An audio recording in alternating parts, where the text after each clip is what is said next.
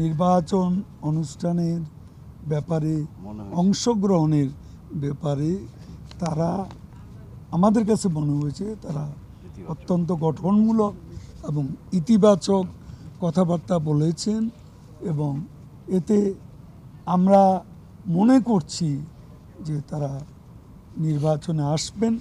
কিছু কিছু বিষয় তারা দাবি হিসেবে এনেছেন, এটা তো আমরা মেনে নিয়েছি। কাজেই সব দাবি তো আর মানা যাবে না।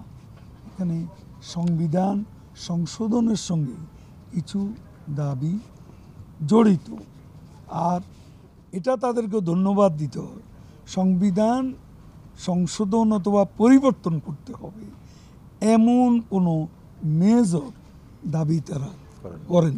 তাদের আলোচনা থেকে এই সুরই স্পষ্ট হয়েছে যে তারা সরকার পরিবর্তন বা নির্বাচনকালীন সরকার এ ব্যাপারে কোনো প্রকার জোর কোনো দাবি উত্থাপন করেন।